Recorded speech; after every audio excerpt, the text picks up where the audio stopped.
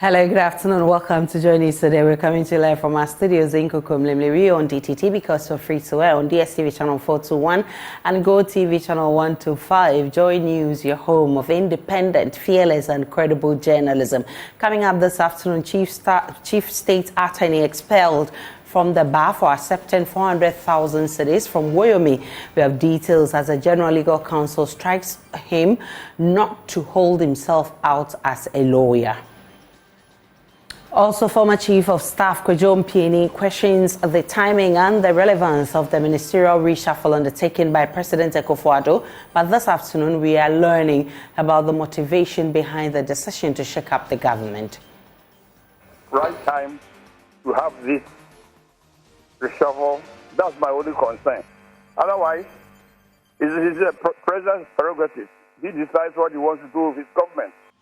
We would also tell you why the roads minister was moved and also take a look back at the tenure of former finance minister Ken Oforiatta, who got the sack yesterday, a 7-year tenure of e-levy, IMF and Kenke parties. The right man to lead our country's economic revival with the support and under the chairmanship of the Vice President and the Economic Management Committee. We're also live on Facebook, YouTube, Instagram, and X Spaces at JoyNews on TV. My personal handle is @Denana Aisha. Please do stay for details.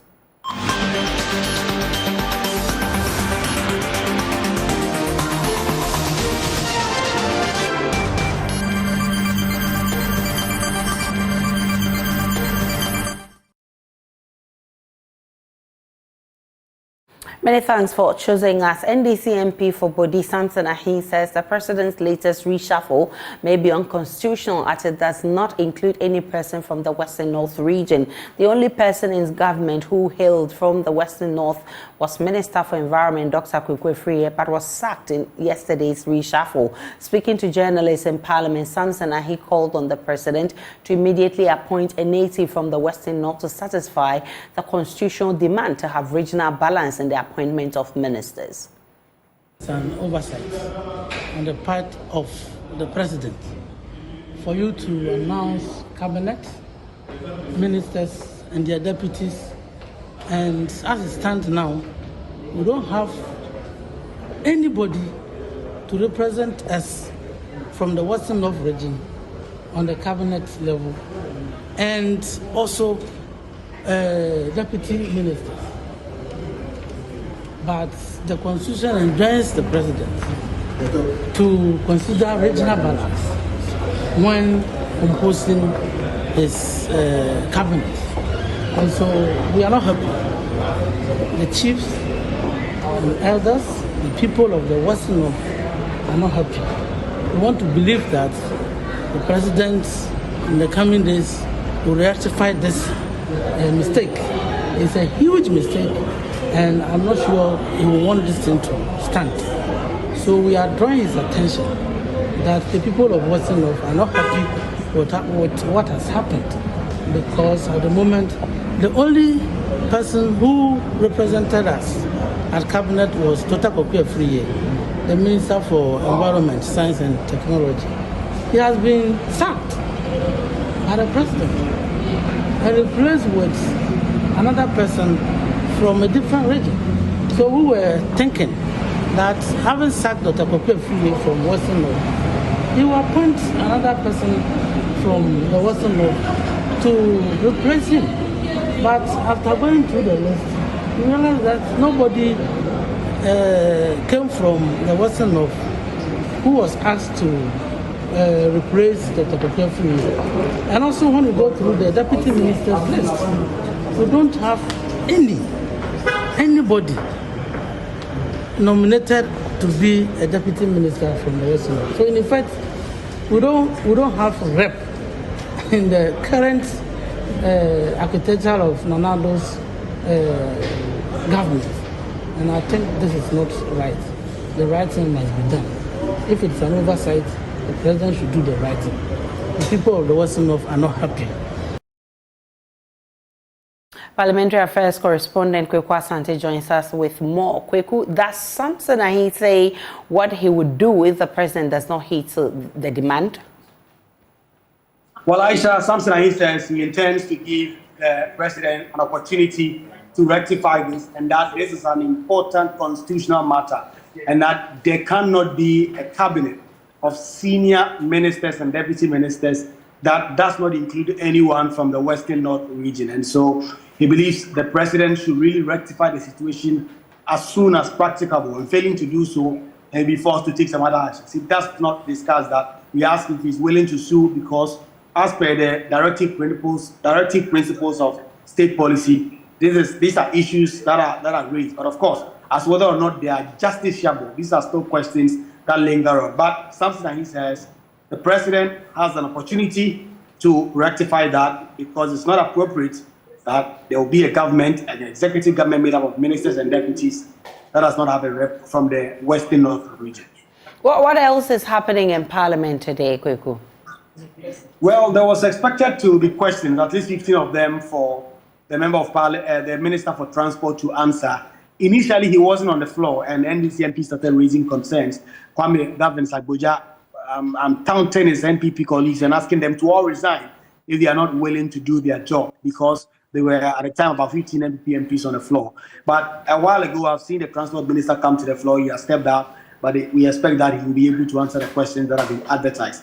Currently on the floor, there was a statement on the extinction of Ghanaian languages. The MPs are concerned that there are so many Ghanaian languages that are not being spoken. Children are being beaten in schools for speaking quote-unquote vernacular. So these are questions that are being raised, and the statements are being taken on the floor, Aisha. Kweku Asante is our parliamentary correspondent. Definitely will bring you more from Parliament in our subsequent bulletins. Now, a former chief of staff under the Akufo administration, Kwejon Pieni, has raised concerns about the timing of President Akufo Addo's ministerial reshuffling with barely 10 months to a general election. The president has removed the finance minister, Ken Ofori-Atta, and replaced him with the minister of state at the finance ministry, Dr. Mohammed Amin Adams.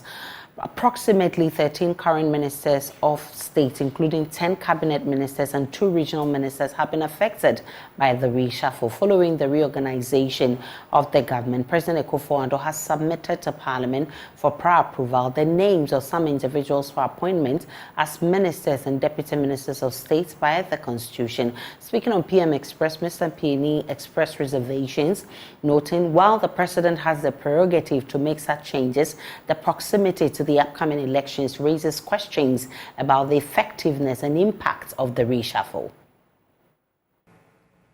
Reshuffles are the prerogative of the president. He works with the ministers and the deputy ministers, and he should be able to determine who is working well and who is not working well. My only concern is it the right time to have this reshuffle? That's my only concern. Otherwise, it's the president's prerogative. He decides what he wants to do with his government. If he believes the changes will help him to achieve his aims, fine. You should go ahead and do that.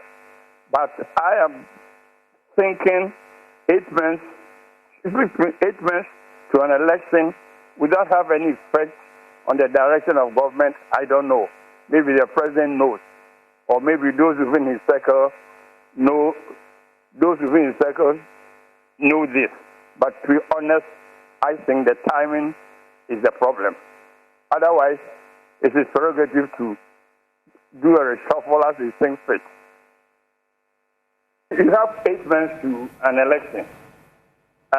Some of these are new, completely new. Maybe you get them in place by the end of the month or the middle of next month.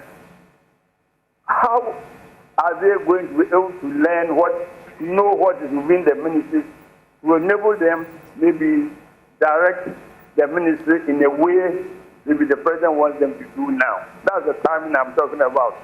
When it's 8 months to a general election, what do you want to achieve? I don't know.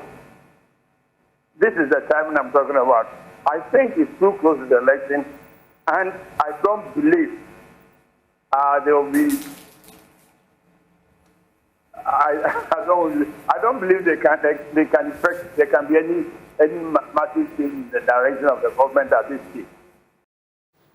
Leadership of the NPP is, however, rejecting assertions that the reshuffle of the ministers came in a little too late. 19 current ministers and deputies, including 10 cabinet ministers and 2 regional ministers, were affected. The NPP says government critics should assess the new appointees based on their output in office and not the time left for them to serve. Listen to National Organizer Henry Nanabuache. Actually, I would want to submit that under 15 reshuffles, in fact, this is, for me, the most detailed and massive reshuffle we've seen under His Excellency Nana Addo. And again, the respected and revered former President J. for 6 months to election, we saw some reshuffle. And again, my very own uncle, former Chief of Staff, was then the Chief of Staff. 6 months to elections, and we have a whole 11 months to elections. So I think that, first of all, let me commend His Excellency the President. The changes, for me, were needed, and it is good. It happened this particular time. You recall that when we were having our annual Thanksgiving service, the General Secretary spoke the mind of the party. He articulated the views of the party by appealing to His Excellency the President to make some changes. And I'm happy with the changes. I mean, Fatima Abubakar is worked so well. Her elevation is very, very welcoming, very refreshing. You have my big sister, Nabu Ophelia, in the studios, and she's also worked very hard, and she deserves to be there. There are some young faces, new energy, new ideas. Vincent of Upankono, very sharp guy. My own brother, Kunedu, very sharp guy. Satumakon, very intelligent brain. And so it is a mix, it is a blend of the experienced new persons. And I think that it is good. It's going to give the administration some new energy and a new force. So I don't have any issue with it at all. And the party welcomes this particular news. We are happy with these changes, and we commend His Excellency the President for such massive and broad reshuffle. But the NDC views the reshuffling as a squandered opportunity by the ruling government to heed the pleas of Ghanaians and reduce the number of ministers. Fififi Avekwete, General Secretary of the NDC, believes the decision was not made in the interest of Ghanaians, but rather to secure more votes, particularly for the new appointees in the upcoming December elections. And we must say that we are once again highly disappointed in this government. Even though disappointment in this government has become the norm, we were at least expecting some level of change amidst Dr. Baumia's promise to govern Ghana with only 50 ministers. But what do we see? A continuation of the status quo that has plagued our nation's progress. In an era where the clamor for efficient governance and fiscal prudence has never been louder, the recent reshuffle by President Akufo Addo starkly reflects a government in disarray, obstinately disconnected from the realities of his people. Despite the vociferous appeals from Ghanaians, civil society, the clergy, academics, and think tanks to trim the bloated size of government, a glaring drain on our nation's scarce resources, this administration has once again turned a deaf ear. And remember, the Vice President of this Republic continues to be Dr. Mahmoud Bawumia. And clearly he is aware of what is going on. If 50 is worth doing, then 50 should as well be done now to let the people of Ghana know you mean it. But clearly he does not mean it. Now, the insistence on maintaining a government apparatus comprising so many ministers is not only a slap in the face of the Ghanaian taxpayer, but is testament to an entrenched culture of profligacy, cronyism, and a disturbing myopic view of governance. This unwieldy government size under the guise of facilitating development, has instead catalyzed an era marked by inefficiency and unfulfilled promises. We have more for you on the reshuffle, taking you back to the tenure of Ken Ofori-Atta. Right now, former Chief State Attorney Samuel Nikwe-Tete has been charged and convicted by the General Legal Counsel for having an amount of 400,000 cedis transferred directly from businessman Alfred Agbechi into the bank account of his wife in 2011 when he was a state attorney at the time. Mr. Woyome was being prosecuted by the state. Mr. Nikwe-Tete in 2012 was arrested by police in the course of investigations into the payment of 51.2 million cedis judgment debt to Mr. Woyome. The disciplinary committee of the General Legal Counsel struck out his name from the roll of lawyers after breaching the professional rules of the council. Richard Kwejonyako joins me in the studio with details. Kwejonyako, what more do we know about this striking out of Mr. Nikwe's name from the number of lawyers in Ghana? So, first of all, we know that in 2011 and 2012, the judgment debt of Alfred Agbechi was, among the public discussions that were ongoing. And at the time, Mr. Nikwe-Tete was the chief state attorney. In fact, he led the negotiation of the judgment debt that became very popular in the country. Now, after Iyoko investigated the matter, it came out that Mr. Nikwe-Tete indicated that the state had no defense. But Iyoko indicated at the time that Mr. Nikwe-Tete indicated that the state actually could have put in a defense. Okay. And so that led to the payment of the first tranche of money of 41 million Ghana cedis to Mr. Alfred Agbechi. And so they caused an investigation to be conducted, and they discovered that an amount of 400,000 Ghana cedis was transferred directly from Mr. Agbechi account to the wife's account. And when the GLC investigated that and invited him, there was no reasonable explanation that was proffered for that kind of transfer. And so that led to the decision of the GLC to debar him. So he is not expected to hold himself out as a lawyer, and his license has also been revoked. And so he is not also expected to also consult for the public as well. And so that is the decision by the General Legal Counsel. Is this a temporary decision, or it's actually some indefinite? Well, so for now, it's the decision of the professional body or association he belongs to. He can, however, take the matter to the law court to challenge the decision of the General Legal Counsel if he feels aggrieved and he feels that something untoward may have happened when he appeared before the committee. Richard Kwejonyako is head of legal desk with those details. Let's get more on President Akufo Addo's ministerial reshuffle. Ken Ofori-Atta was a polarizing figure in Ghana's politics. The former finance minister divided opinions in his own party, with a 7-year tenure rocked with a considerable amount of controversies. The former banker and co-founder of Data Bank was at the helm of affairs in the finance ministry for nearly a decade, the longest of any other finance minister, having been sacked. My colleague Kwekwa Asante takes a look back at some key moments in his tenure. I believe he's exactly the right man to lead our country's economic revival with the support and under the chairmanship of the Vice President and the Economic Management Committee.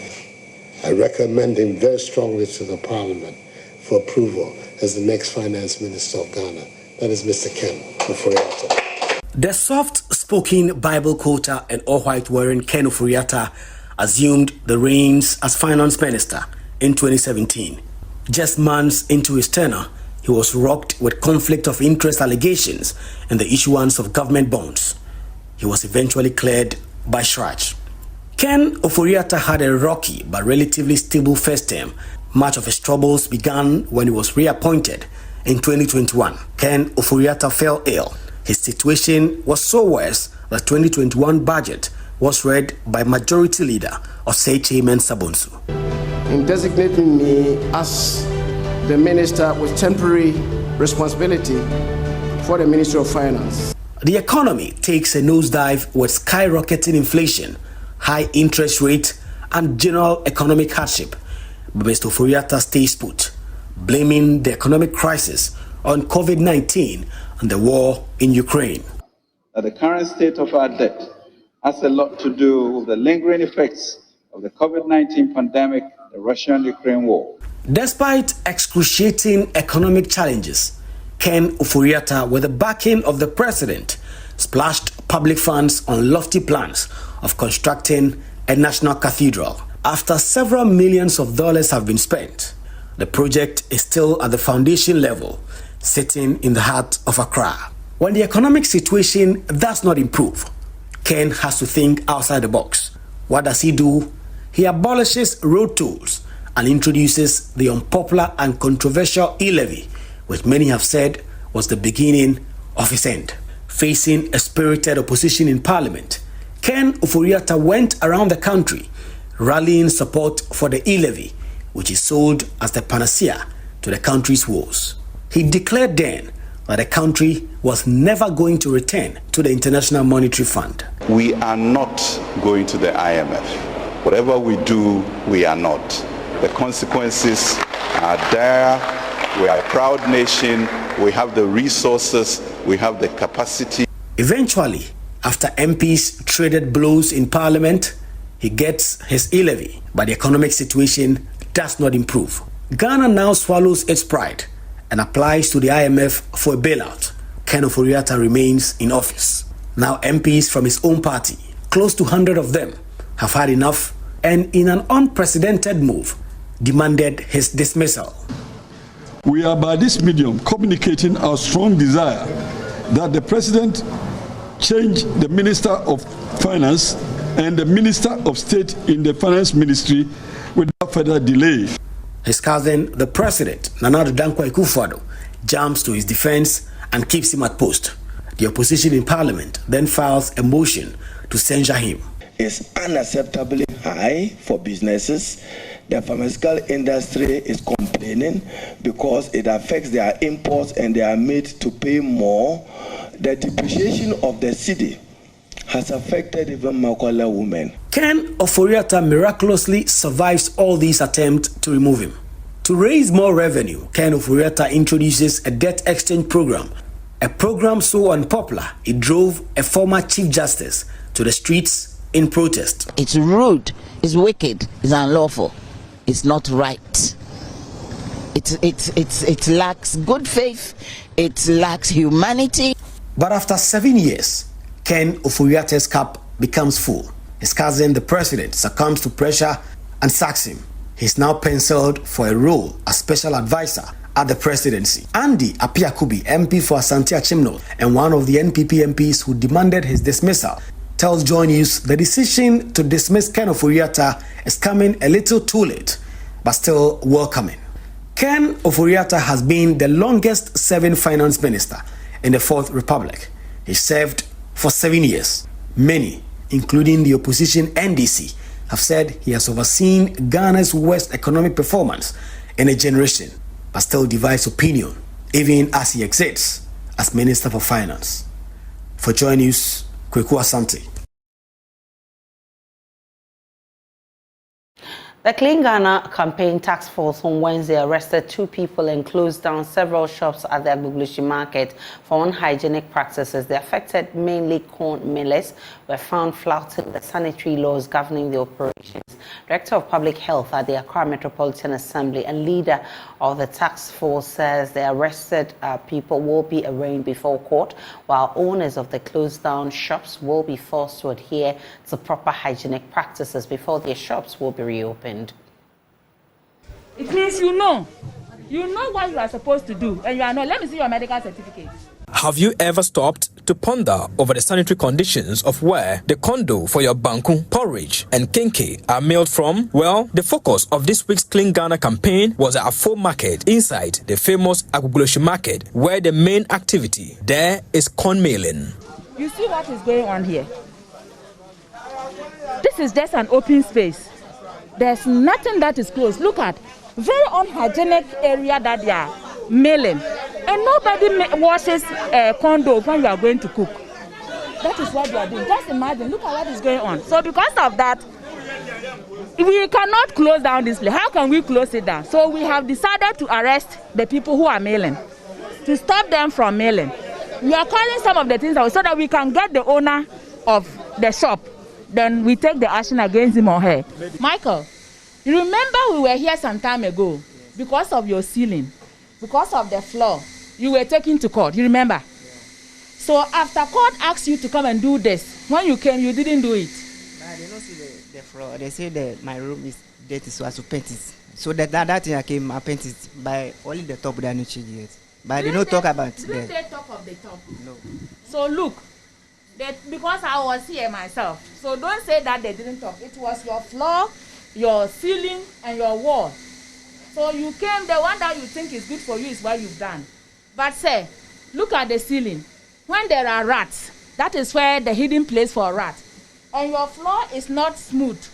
It cannot be washed. And when it's raining, the water will be dropping down. So what we did the last time, we are going to do it again because you've not passed the test. We will not allow you. So you will go out, you take your things and go out. We will lock the shop just as we did the other time. So take your things and go out. Put off the light. If you are ready to do these things, you come to our office. We'll come and open for you and Ofo will come and do it. So take your things and go out. Now you come, I beg you.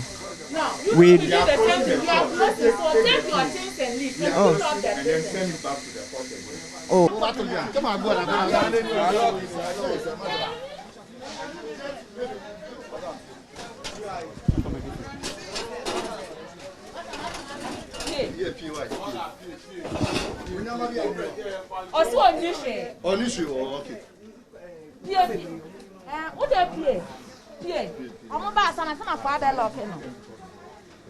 Mali, that is context.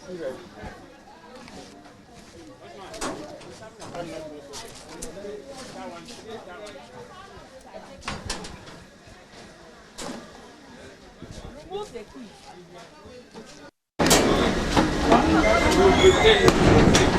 Director of the Public Health Directorate of the Accra Metropolitan Assembly and leader of the task force, Florence Kuchi, explained why the team needed to visit this market. Efo Market is an area where there's a lot of artisanal food processing. There are a lot of millers here. There are a lot of, people who cook food out there. So we are here to see how they are handling the processing. Is it hygienic? Is there something they can do? Is there something we can add up? So that is why we are here today. Florence Kuji, after the exercise, emphasized that the team will continue to monitor the traders to ensure that they comply with the sanitary laws governing their operation. So today we have visited 10 corn mills. We have served 7 notices, and then we picked 2 people. So those that we have locked, we are going to process them for court. The Clean Ghana campaign aims at ensuring that citizens keep their surroundings clean to avoid the spread of diseases. Kwesi Addo report for Joy News. The Asante Achimagogo plantain processing factory, funded by the African Development Bank under the government's One District, One Factory initiative, has been abandoned 2 years after its commissioning. Joy News checks indicate the factory, expected to process and export plantain, has gathered weeds as the structure is turned into a hideout for hooligans. With high demand for a processing plant, residents are calling for a reversal of the situation. My colleague Nana Boache Yadom visited that community and has filed this report. The Asante Achim area is one of the plantain processing communities in Ghana with a growing demand for a processing factory. This led to the establishment of a processing center under the government's One District, One Factory initiative to aid farmers in value addition to their produce. The plantain processing factory, commissioned in 2022, is now covered with weeds. There has been no form of human activity 2 years since its establishment. A careful scrutiny of the facility showed no form of work ongoing. Roofs are peeling off as several offices are left to rot. Seated on about an acre of land, the processing factory seems complete, but nothing is going on here.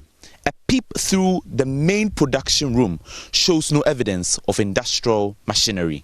The beautiful structure has now become a hideout for hooligans. Some residents who spoke to Joy News appealed for government's swift intervention.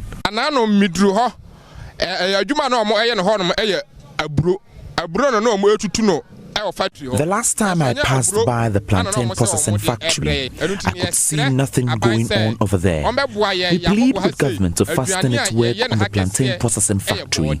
Farmers here would be happy if the factory is operational.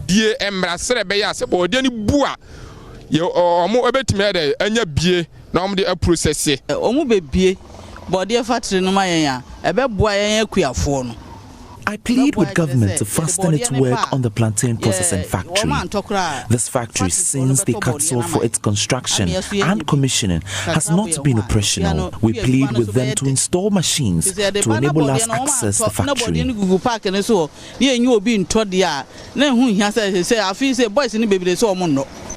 But the Member of Parliament for Asante Achim North, Andy Apiakubi, says the government intends to install machines for work to commence in the coming weeks. We would have started long ago, but unfortunately we are confronted with some really challenges, and therefore we need to plan according to the schedule of delivery of revenue. So, as I'm saying, we will finish the installation in the next few weeks, and thereafter we are mobilizing to the capital. We are going to probably float shares for people of Asante. No.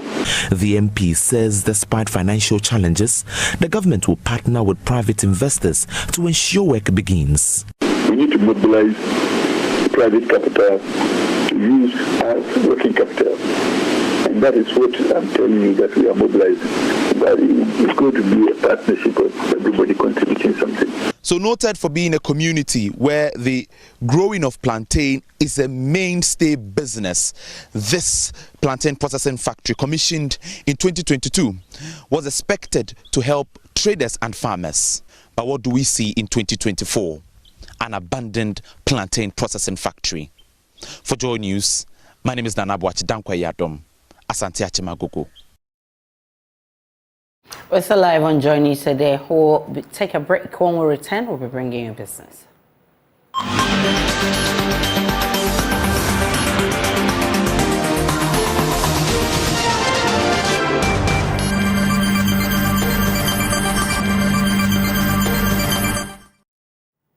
Hi, welcome to Business. My name is Darryl Kwao. The Bank of Ghana has moved to strictly enforce rules and regulations covering trade in foreign currencies among financial institutions to contain recent pressure on the cedi.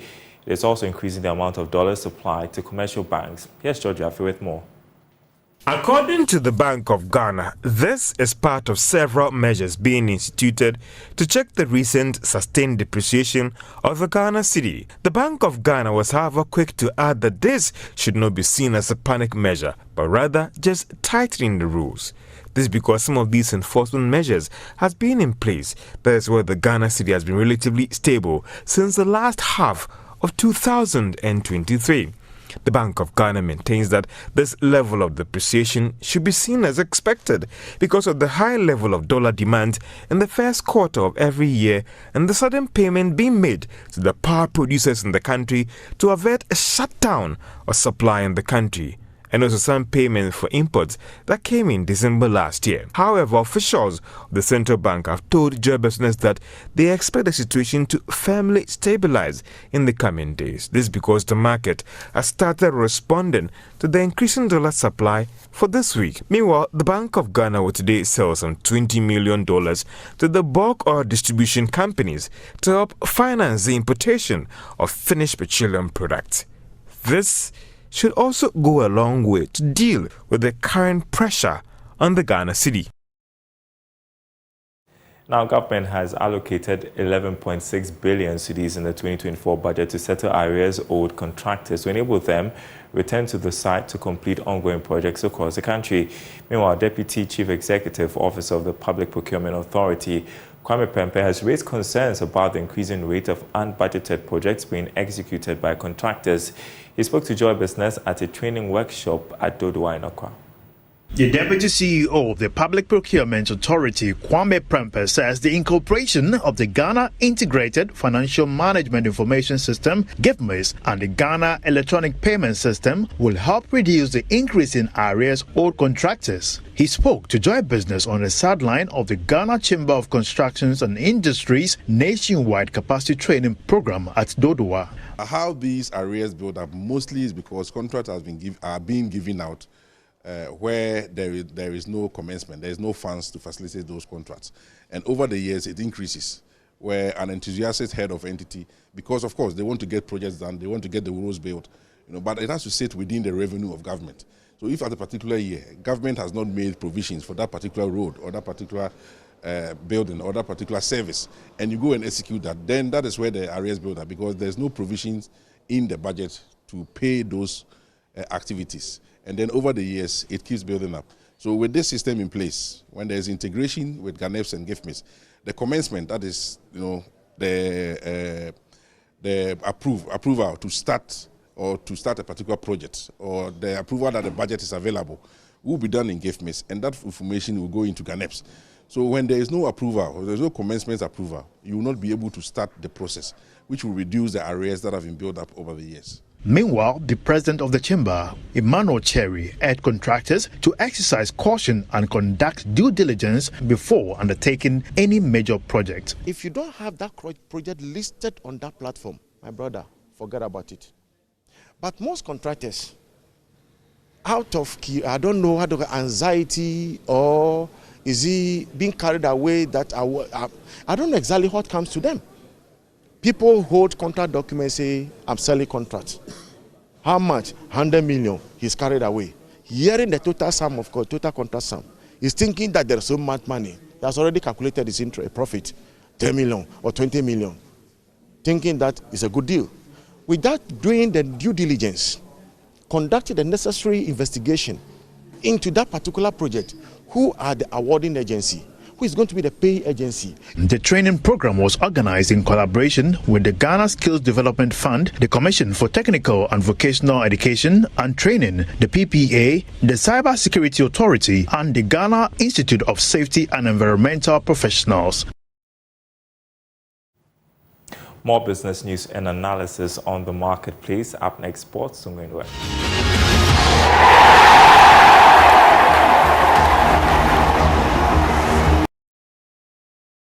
Let's do sports now on JoyNews Today with me, Muftawa Nabila Ablai, a member of Parliament.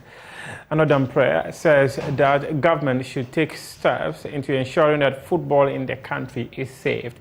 This was on the heels of a group of demonstrators flocking the streets of Accra on Wednesday, calling on government to intervene in saving Ghana football. Another press says that even if it would take a ban from FIFA, government should take immediate steps to salvage the country's football.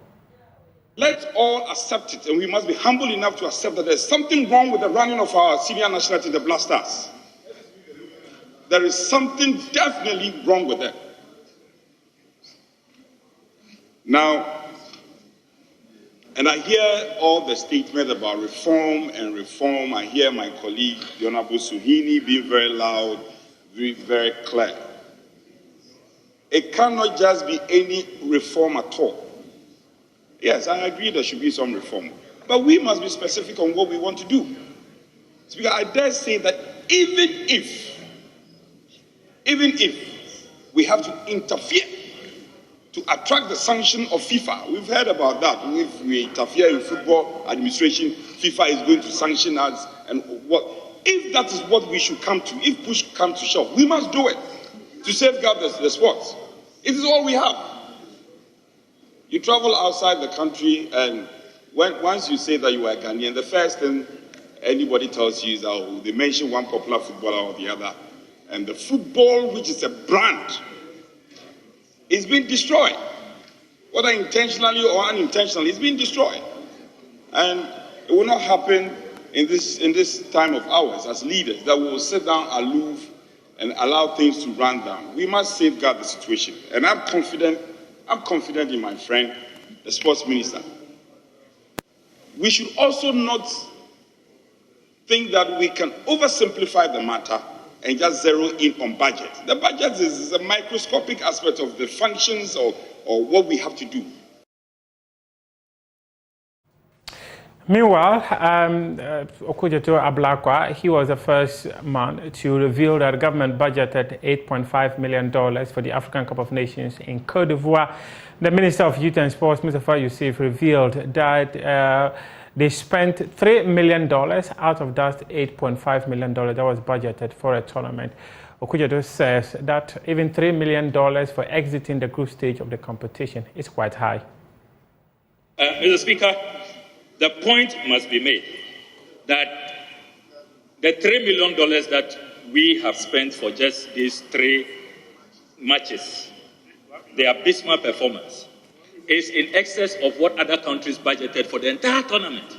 Nigeria, $1.3 million. Zambia, $2.1 million. Open source information, go on the internet. Zambia presented $2.1 million to their parliament. And here we are, $3 million, no value for money. Mr. Speaker, the documents the ministry submitted to this House, to Parliament, if you look at how much we spent on qualifiers, Ghana versus Angola, home and away, 7.4 million. Ghana versus Madagascar, 13.2 million. Mr. Speaker, airlifting of supporters from Qatar 2022, 5.3 million. We are throwing millions, hundreds of millions into supporting these blasters, and we are not getting results. Look at the state of our pitches. We don't even have a single FIFA standard pitch, not one. Youth development is gone. The local league is gone. That's your sports for now. We do have more sports stories on my Joy Online. I'll give you.